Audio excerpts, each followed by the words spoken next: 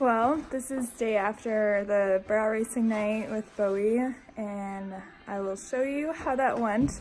It was kind of a good test, actually, just to kind of see where we're at, where our problems are, our weak points, just trying to actually jog all the way through the pattern. I was like, okay, like he is still obviously pretty stiff. I'm trying to switch my hands from pulling to my hip to kind of more lifting, but keeping him to actually stay in the shape.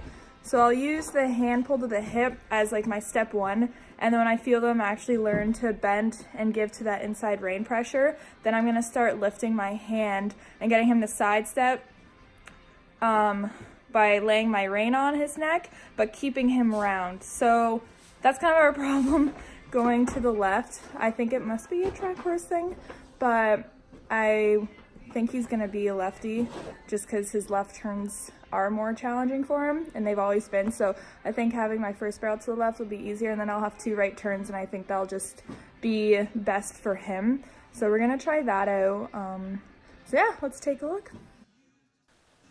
So I'm starting to change my hand position a little bit. When I pull to my hip, like I was saying, it's a lot easier to get them to shape through their whole body, where now I'm trying to get him to stay shaped, but changing my hands to be more lifted. So he is pretty locked up with his shoulders, especially to the left, and he wants to fight a little bit. But here what I'm trying to get him to do is just shape and walk in a straight line, but having his nose and his body turned the one direction. So I'm basically not quite a counter arc, but just getting him to walk straight like he's doing here. And then I'll just kind of come into the circle. And he's still kind of wanting to fight a little bit, but as it progressed, and this has only been my second day working on this, so he's not really sure exactly yet what I'm doing. I did pick it up at a jog, and he did seem to be a bit better, just maybe having more forward momentum. But I can see he's doing pretty good, and then once I get him to be soft going to the left, I'll pick up my outside rein and kind of counter arc him, and then we're gonna go take it over to the right. So now his nose is tipped to the right, and then we're gonna go this direction. He does seem to be quite a lot better to the right, so I'll just kind of hold my hand up, elevate his shoulders, and get him to try and shape through his whole body. And when he does want to fight, I'm trying not to use my hands as much, so when I feel him stiff his body, I will put my inside foot on him instead of my hands. So my first step would be my foot, and then if I feel him being stiff, and especially to the left, instead of pulling harder with my hands, I'll use my foot to get him to round and to soften. So basically his soft body will make a soft mouth, and that's kind of my goal. So I really don't want to do as much with my hands if I can avoid it.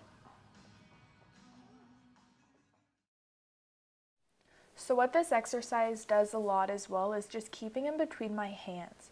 So he doesn't know how to neck rein very well, and this is a good exercise just to keep him between my hands and just more free for each direction I'm asking him to go. So I'll get him to circle nicely to the left, and I'm trying to keep my hands more up and elevated to get him to keep his shoulder elevated, which he wants to be really locked up going to the left.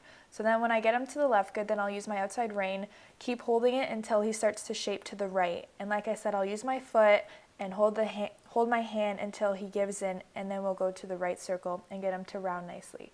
And I like to do this exercise just kind of random. I'll do the circles, and then I might straighten him up and want him to take a few strides straight, but keeping him shaped. And then once I feel him do that, I'll continue on with the tighter circle. And here I'm trying to lift him, getting him to follow his nose. And like, he still wants to fight a little bit because he's not really sure what I'm doing.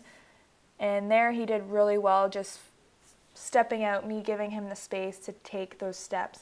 And me staying balanced in my seat is really important to give him that room to take the steps out, because I can't just use my hands and feet because he doesn't understand those cues. So me staying centered in my body is really important for this. So he's starting to get pretty soft and loose both directions, and I'll just kind of keep working on it, straightening him up, switching directions, getting him to hold his nose up. And here he did pretty good just with the left, holding my hand up, my inside foot on him, and getting him to really round and shape without me having to pull to my hip. Because when I do a run, I'm not going to pull to my hip to get him to step out. I'm going to lift my hand, and I might have to lay my inside rein on him to get him to move over. And that's kind of what I'm trying to accomplish when I ride him and start on the pattern. I want to be able to lift my hand up and him keep his shoulders up. and this is how I'm gonna be able to get him to do that. And one other note, if you notice my outside hand, it's almost like what you call a drag. I'm kind of dragging my outside rein, giving him the pull to step out. So I'll lift my inside hand almost straight up, use my outside hand, stick it straight across, and give him a bit of a drag to move over.